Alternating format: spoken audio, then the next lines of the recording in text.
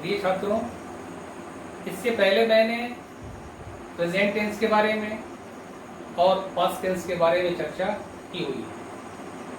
Present tense के कुछ ऐसे भाग हैं जिनमें मैंने आपको ये कहा हुआ कि उस पर चर्चा हम बाद में करेंगे, जैसे सिंपल प्रेजेंट होगा और प्रेजेंट का कंटिन्यूअस या प्रोग्रेसिव, उसमें मैंने आपको कहा होगा चर्चा हम बाद में करेंगे। लेकिन आज हम आपको सिंपल फ्यूचर और फ्यूचर कंटिन्यूअस के बारे में चर्चा करेंगे। अब ध्यान दें, यदि आपको कहीं कोई परेशानी होती है तो आपको मैंने पहले भी बता दिया हुआ और भी बता रहा हूँ, बार बार ये कहता हूँ कि आप अपने प्रॉब्लम को कमेंट बॉक्स में आप निश्चित रूप से लिखें, हम उसका समाधान करने की कोशिश करेंगे। आज आप देखेंगे हम सिंपल फ्यूचर और फ्यूचर कंटिन्यूअस दोनों ही टेंसेस के बारे में आपको बताएंगे। आप देखिए,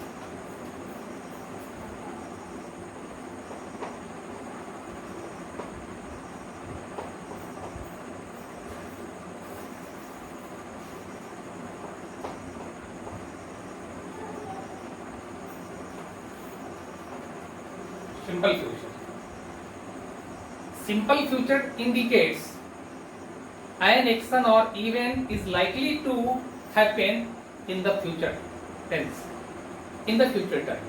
फिर सुन लीजिए, simple future indicates an action or event is likely to happen in the future और future time और in the future tense.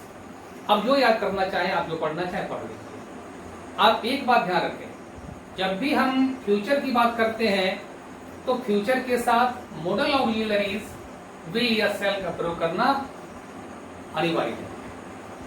आप सिंपल फ्यूचर में देखेंगे, आप सिंपल फ्यूचर में मॉडल ऑक्सिलरी विल या शैल का प्रयोग करेंगे। आपको जानकारी होनी चाहिए कि मॉडल ऑक्सिलरीज के साथ जो वर्ब प्रयोग किए जाते हैं ये अपने पहले फॉर्म में प्रयोग किया जाता है, इफ टेंस डजंट मैटर। ये बराबर ध्यान रखिएगा, modal auxiliaries are often followed by verb one if tense doesn't matter. यदि टेंस की बात नहीं होती है तो मॉडल ऑक्सिलरी चाहे जो भी हो, मैंने तो ही लिखा हुआ है और आपको मैंने बताई होगी कि modal auxiliaries as a whole 13 होते हैं, कुछ 10 कहते हैं। अब वो ऐसा क्या बात है, वो चर्चा जब इसे आएगा तो मैं मॉडल ऑक्सिलरी पर चर्चा करूंगा तो आपको क्लियर कर दूंगा।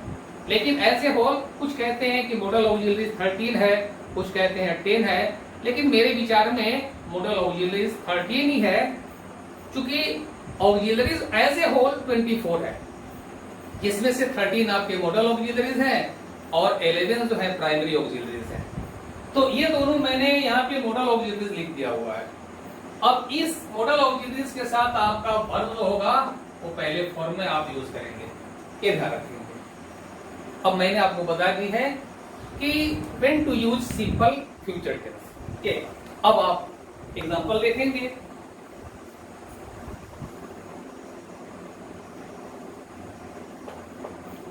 Sita will sing a song. Sita गीत गाएगी।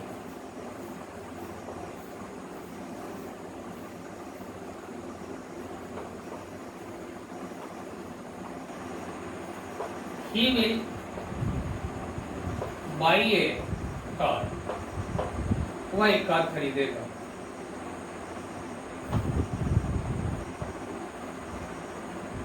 You will write a letter. आप एक पत्र लिखेंगे।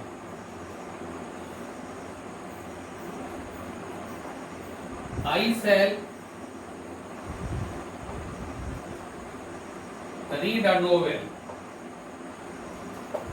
मैं एक उपन्यास पढ़ूंगा। We shall play chess. हम लोग शतरंज खेलेंगे। ये मैंने आपको एग्जांपल दे दिया हुआ है। आपने देख लिया कि मैंने शैल का प्रयोग कहाँ किया हुआ है, यानी आपका जब सब्जेक्ट फर्स्ट पर्सन का हो तो आप वहां पे शैल का प्रयोग करेंगे, और उसके बाद चाहे वो थर्ड पर्सन का हो, सेकंड पर्सन का हो, चाहे वो किसी भी नंबर में हो, सिंगुलर में हो, प्लूरल में हो, उससे कोई मतलब नहीं है। It doesn't matter whether the subject is either singular और प्लूरल। आपको वहां पे यदि सेकंड पर्सन और थर्ड पर्सन का है तो वहां पे आप विल का प्रयोग करेंगे, जैसे मैंने ऐसा किया हुआ है, आप ये देख रहे हैं कि कैसे विल और शैल का प्रयोग करना है सिंपल फ्यूचर में। अब आगे हम आपको बता रहे हैं कि how to change a sentence into negative, interrogative और इंट्रोगेटिव नेगेटिव में कैसे बदलेंगे उसे सिंपल फ्यूचर को, अब हम आपको बता रहे हैं।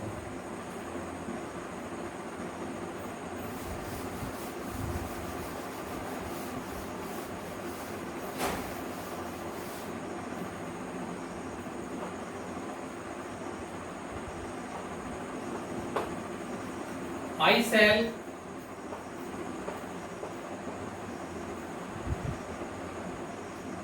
write a letter, मैं पत्र लिखूंगा, ये मैंने लिख दिया हुआ। इसे आपको निगेटिव में बदलना है तो आप लिखेंगे I shall not write a letter। Interrogative में बदलना है shall I write a letter।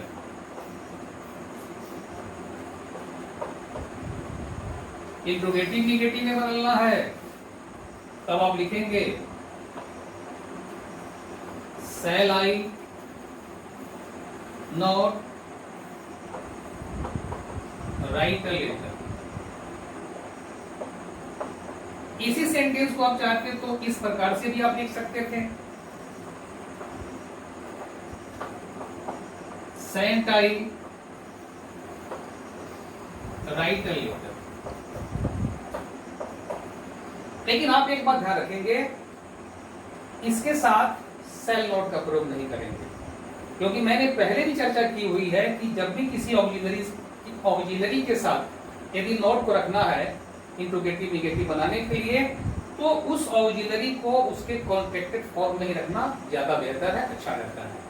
ये आपका मैंने एग्जांपल ले दिया आपका। फिर आप किसी पे डब्ल्यूएस, अब फिर देखेंगे यदि इसी सेंटेंस को किसी डब्ल्यूएस से आपको लिखना होगा तो आप कैसे लिखेंगे वो भी देख लीजिए।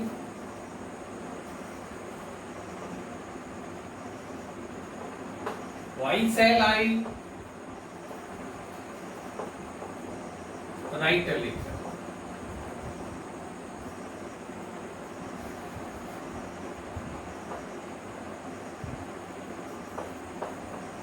ये मैंने सारा एग्जांपल दे दिया और इसमें आपको किसी प्रकार के स्ट्रक्चर की आवश्यकता नहीं है, वो मैंने हर तरह से एग्जांपल आपको दे दिया हुआ है। इसमें कहीं भी किसी प्रकार का आपको कोई कंफ्यूजन या भ्रम की स्थिति नहीं होगी। फिर अगला एग्जांपल लिखेंगे,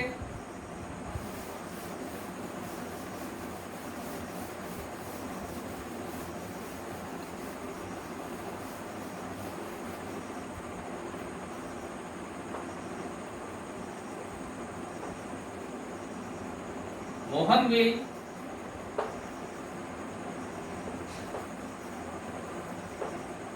सिंग ए सॉन्ग। ये मैंने आपको लिख दिया। इसे निगेटिव बदलना है, Mohan will not sing a song. Interrogative बदलना है, will Mohan sing a song.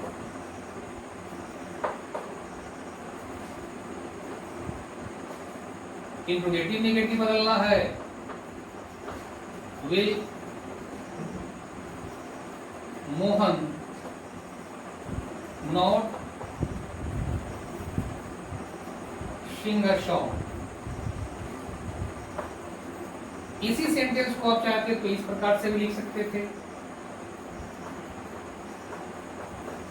कौन मोहन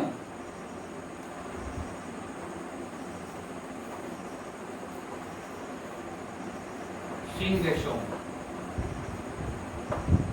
ये आपने देख लिया कि जब भी निगेटिव को ऑक्सिलरी के साथ जब करना हो, यानी नोट को जब विल के साथ करना हो, तो हम विल का ये कॉन्ट्रैक्टेड फॉर्म विल नोट का वोंट लिखते हैं। ये ध्यान रखेंगे आप। फिर आप देख लीजिए कि WH से when will Mohan sing a show, ये आपका WH से, ये ऑक्सिलरी, ये वर्ब पहले फॉर्म। ये आपको मैंने बता दी कि सिंपल फ्यूचर का आप कैसे इंट्रोगेटिव निगेटिव में बदलेंगे, ये आप ध्यान रखेंगे। आप एक चीज और ध्यान रखेंगे, सिंपल फ्यूचर को इंडिकेट करने के लिए यदि इंटेंशन या डिटर्मिनेशन का यदि प्रयोग किया जाता है, इंटेंशन या डिटर्मिनेशन को भी इंडिकेट करना हो, तो in that case we can freely use going to. Will या सेल की जगह पे हम गोइंग टू का भी यूज कर सकते हैं, आप देखेंगे।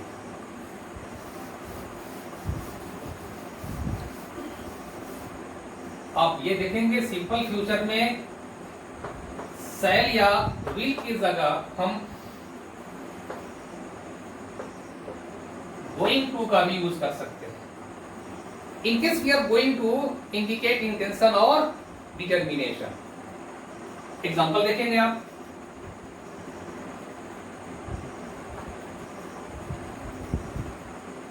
Mohan shall buy a car. यहां पे क्या, ये डिटर्मिनेशन को शो करता है। अगर इसी वाक्य को हम लिखना चाहते तो हम ऐसे भी लिख सकते थे, Mohan is going two by a car. यहां पे मैंने गोइंग टू का प्रयोग कर दिया। फिर देखेंगे अगला एग्जांपल,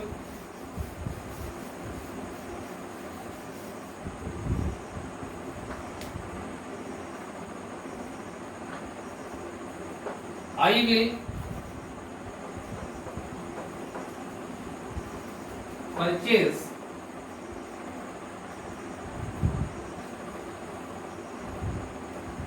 अ गन। यहाँ पे इंटेंशन डिटर्मिनेशन को शो करता है। फिर देखेंगे, I am going to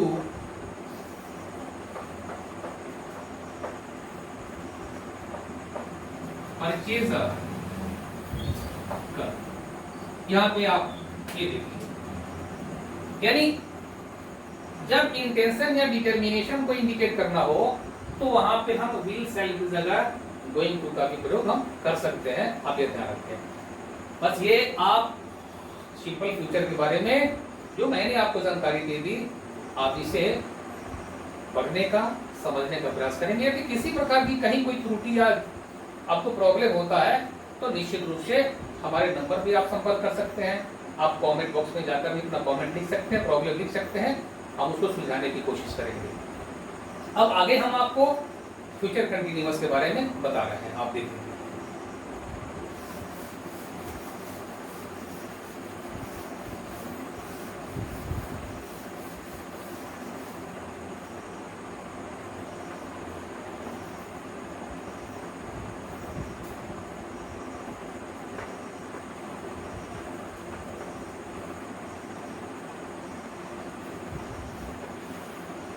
future continuous आपको ये मैंने बार बार बताई है। Continuous means you will have to use present participle form of the verb. Continuous का मतलब है कि आपको वर्ब के उसके चौथे फॉर्म को यूज करना है, और फ्यूचर का मतलब ये हो गया कि आपको वहां पे विल या सेल का प्रयोग करना ही होगा। अभी हमने आपको बताई कि जब मॉडल ऑक्सिलरी विल या सेल के साथ किसी वर्ब को रखना होगा तो उस वर्ब को हम उसके प्रेजेंट फॉर्म यानी पहले फॉर्म में रखते हैं। लेकिन जब इस मॉडल ऑक्सिलरी के साथ किसी भी वर्ब को उसके प्रेजेंट पार्टिसिपल फॉर्म में रखना हो तो आपको ध्यान रखना होगा कि इस मॉडल ऑक्सिलरी के बाद आपको ये बी का प्रयोग करना होगा। यानी फ्यूचर के कंटिन्यूअस में आपको मॉडल ऑक्सिलरी सेलेरी तो करना ही होगा क्योंकि फ्यूचर है। और कंटिन्यूअस मींस आपको मैंने बार बार बताई है कि whatever the continuous tense में भी, तो कंटिन्यूअस कोई भी हो, प्रोग्रेसिव कोई भी हो, उसमें आपको वर्ब के उसके प्रेजेंट पार्टिसिपल फॉर्म का प्रयोग करना है। अभी हमने आपको बताया कि विल सेल के बाद आपको वर्ब के पहले फॉर्म यानी प्रेजेंट फॉर्म पर रखना होता है, यानी base form of the verb को। लेकिन जब चौथे फॉर्म पर रखना हो तो आप ध्यान रखेंगे विल या सेल के बाद बी रखेंगे और तब उसके बाद वर्ब को चौथे फॉर्म पर रखेंगे। अब ये समझ लीजिए कि when to use future continuous और फ्यूचर प्रोग्रेसिव। यानी फ्यूचर कंटिन्यूअस और progressive indicates an action is going to be continue in future. अब ध्यान रखेंगे, यानी यह इंडिकेट करता है फ्यूचर में कोई क्रिया जो है कंटिन्यू रहेगी फॉर ए सर्टेन पीरियड और सर्टेन पीरियड ऑफ टाइम, ये इंडिकेट करता है। अब आप एग्जांपल देखेंगे।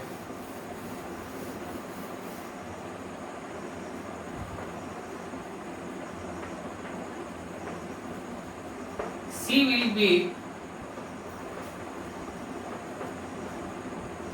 baking bread। यानी यह सेंटेंस इंडिकेट करता है कि वह रोटी बनाती रहेगी, यानी the work of baking bread will be continue in the future, ये फ्यूचर में कंटिन्यू रहेगा। अब इसी को आपको यदि निगेटिव में बदलना है तो आप ऐसे बदलेंगे, she will not be baking bread। ये ध्यान रखेंगे आप, ये कैसे लिखेंगे। कभी कभी गलती से कुछ छात्र जो है नॉट को बी के बाद कर देते हैं, दैट्स रॉन्ग, गलत, ऐसा नहीं करना। फिर इसे अगर आप इंट्रोगेटिव में बदलना है तो आप लिखेंगे will she be baking bread. ये यदि आपको इंट्रोगेटिव में निगेटिव बदलना है तो will she not be baking bread. ये आप ये अगर इसी को किसी डब्ल्यू से करना है आपको, why will she B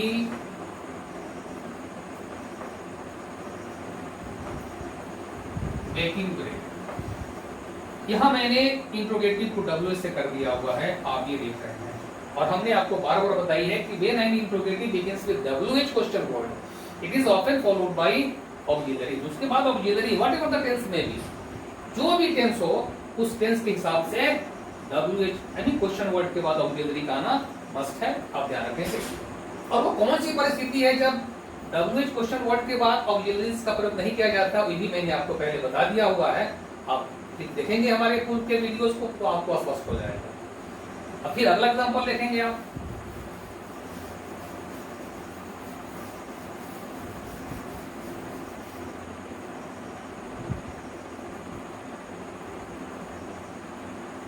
We shall be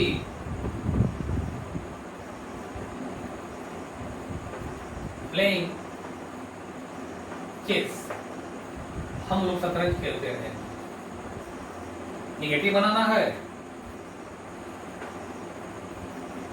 we shall not be playing chess। Interrogative बदलना है, shall we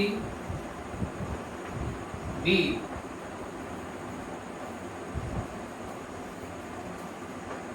playing chess।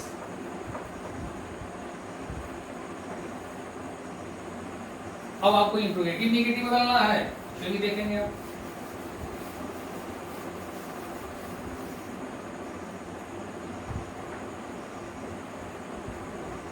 shall we not be playing chess?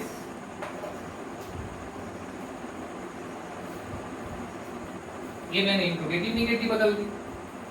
अगर इसे किसी WH से आपको आरंभ करना है तो भी देख लीजिए।